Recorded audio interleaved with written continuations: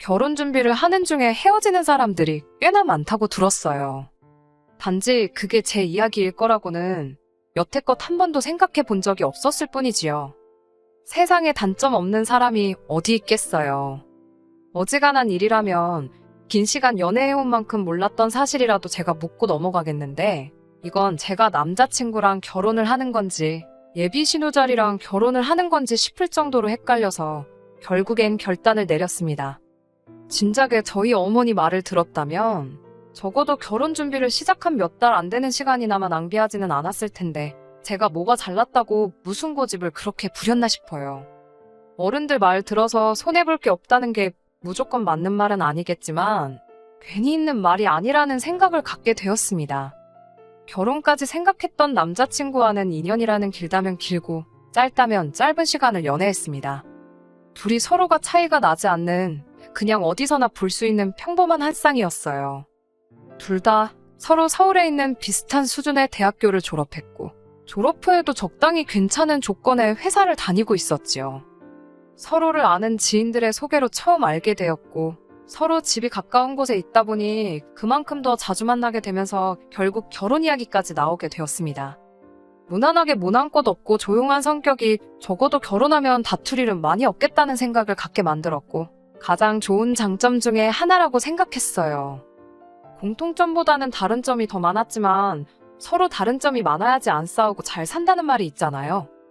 연애를 하면서 제가 남자친구를 먼저 저희 부모님께 소개를 시키게 되었습니다. 싹싹한 성격은 아니기에 분위기를 주도하거나 하진 않았지만 그건 그거 나름대로 저희 부모님한테 좋은 모습으로 보였나 봐요. 남자친구를 엄청 좋게 보셨는데 그래서 그랬나 자연스럽게 저도 남자친구와의 결혼을 열린 마음으로 생각을 하게 되었던 것 같네요.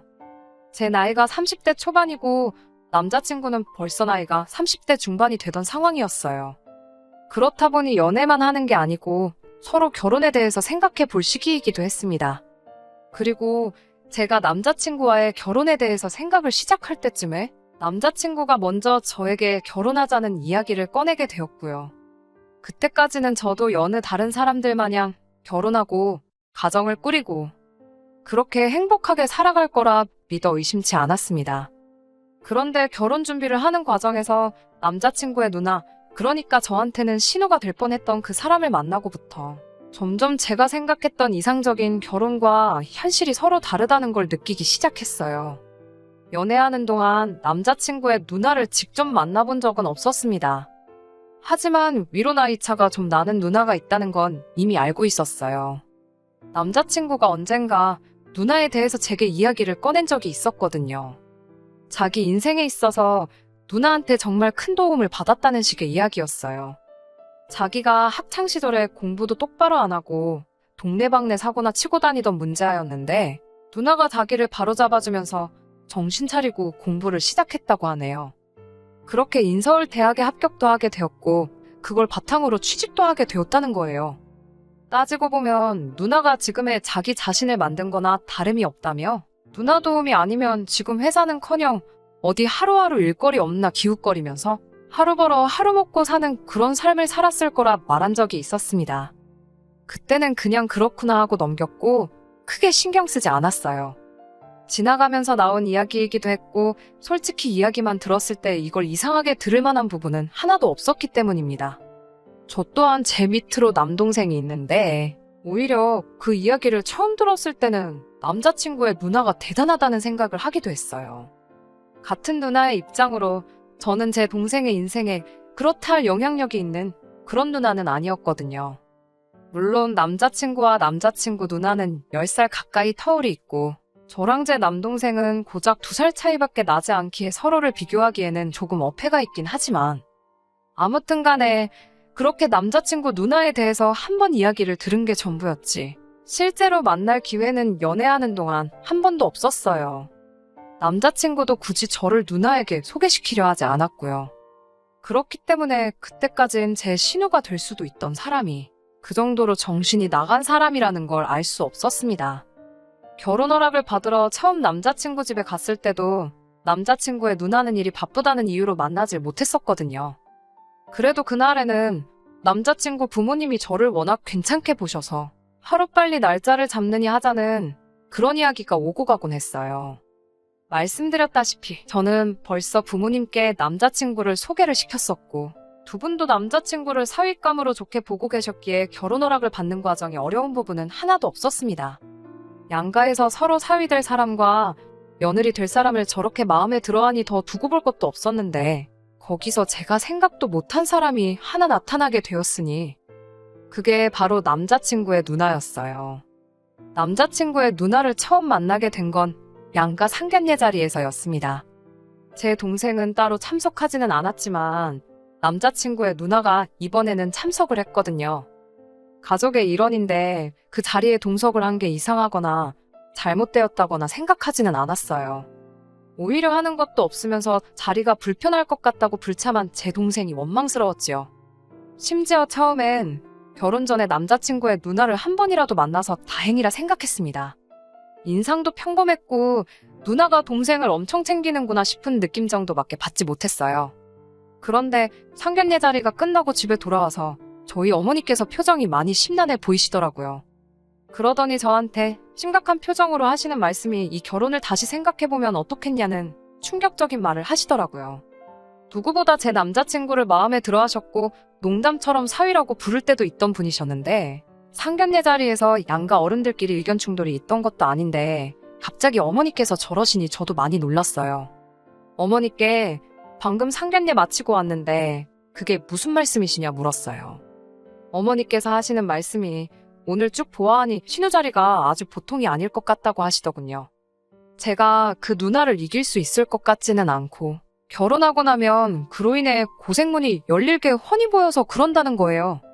저는 솔직히 그때 그 순간에는 어머니가 갑자기 왜 저러시나 싶었습니다. 이야기 다 끝난 상황에 결혼을 뒤집어 엎어야 한다고 말씀하시는 게 말이에요. 게다가 제가 봤을 땐 그런 느낌은 전혀 없었고 평범하게 우애 깊은 남매의 모습처럼밖에 보이질 않았었거든요. 누나가 동생 챙기고 동생이 누나 챙기고 귀찮다고 안 나온 제 동생하고 비교해보면 얼마나 보기 좋은 모습 아니냐고 어머니 말에 대들었었지요.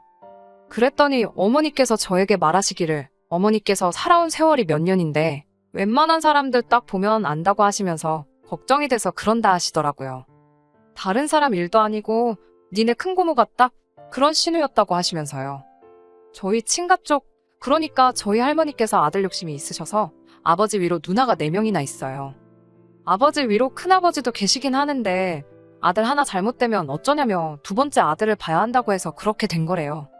아무튼 덕분에 어머니께서는 졸지에 4명의 신우에게서 시집살이를 당하셨다고 해요. 그런데 당시 아버지는 어머니한테 시집살이가 다 그런 거 아니겠냐며 너가 참아라 하는 식으로 따로 중간 역할을 안 해주셨다 합니다.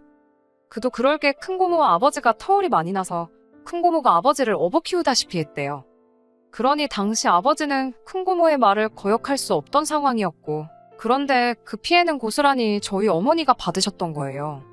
할아버지, 할머니 돌아가시고 나서부터는 큰고모가 저희 부모님한테 키워준 값을 내놓으라며 매달 생활비 100만 원씩 보내라고까지 해서 그제서야 아버지가 정신 차리고 큰고모와는 연을 끊고 지내고 있어요. 아무튼 그것 때문에 아직도 저희 어머니는 큰고모 이야기만 나오면 치를 떠시는데 어머니 말씀은 큰고모가 딱 그 짝이라고 하시면서 당신이 보낸 고된 시간을 딸인 제가 똑같이 받을까봐 걱정이 된다 하시대요.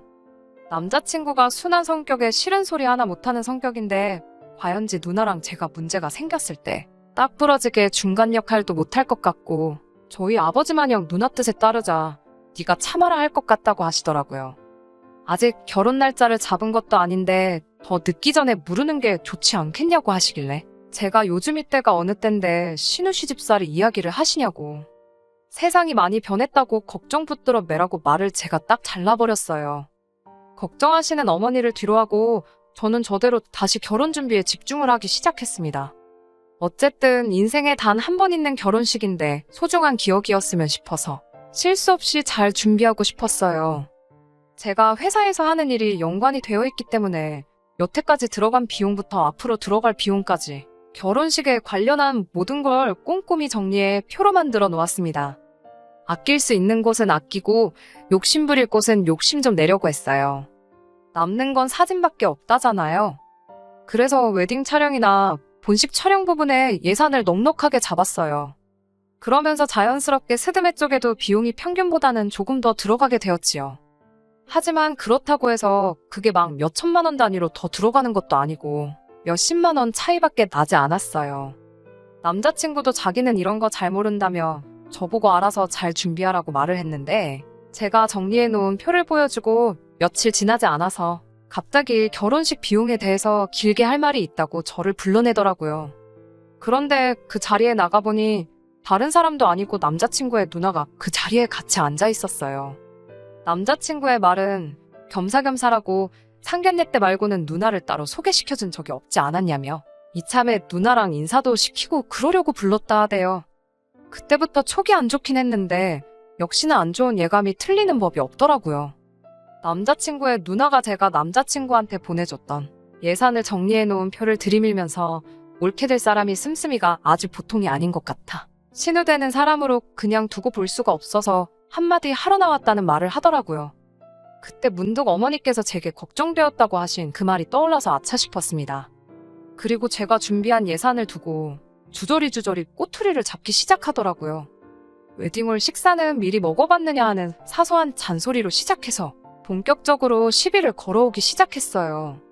저도 여기저기 알아봤고 결혼식 비용에 신혼여행까지 포함해 2천이면 평균적인 비용이라고 알고 있었는데 돈을 물쓰듯이 쓰네 어쩌네 하면서 내 결혼식인데도 마치 자기가 결혼하는 것 마냥 이것도 잘 알아본 거 맞냐 저건 너무 비싼 거 아니냐 하면서 자기 말만 들으면 결혼식 비용을 반으로 줄여주겠다니 어쩌니 허세를 다 부리더라고요. 결혼식 영상이니 웨딩 사진이니 결혼하고 나서 아이라도 태어나보라고 그런 거 보면서 추억에 잠길 여유 같은 게 없는 것이 현실이라면서 쓸데없는 데다가 거금을 쓰지 말라더라고요. 시간을 돌릴 수가 있으면 자기는 웨딩 사진부터 생략하겠다나 어쩐다나요. 그러더니 스드메도 자기가 다니는 동네 미용실 언니한테 부탁할 테니 그 사람한테 받으라고 하고 촬영도 자기 지인 중에 사진 아주 기가 막히게 찍는 사람이 있다며 그 사람한테 부탁을 하겠다는 겁니다.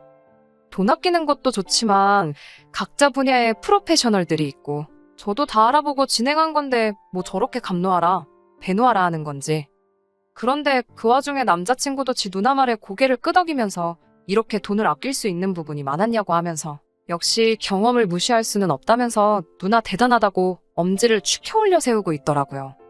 애초에 내가 내 결혼식을 어떻게 하는 건 이제 더 이상 중요한 문제가 아닌 듯 싶었어요. 제가 알아서 하겠다는 말을 하기도 전에 그럼 스드메랑 촬영은 이렇게 넘어가면 되고 하면서 다음 할 말을 또 끄집어내더라고요. 저희가 생각해둔 결혼식 날짜가 내년 3월 중순쯤 추위가 살짝 풀릴 때쯤에 올릴 계획이었어요. 그런데 신우가 날짜를 듣더니 결혼식까지 아직 5개월이나 더 남지 않았냐며 시간을 아끼려면 지금 임신을 해야 한다고 하는 겁니다.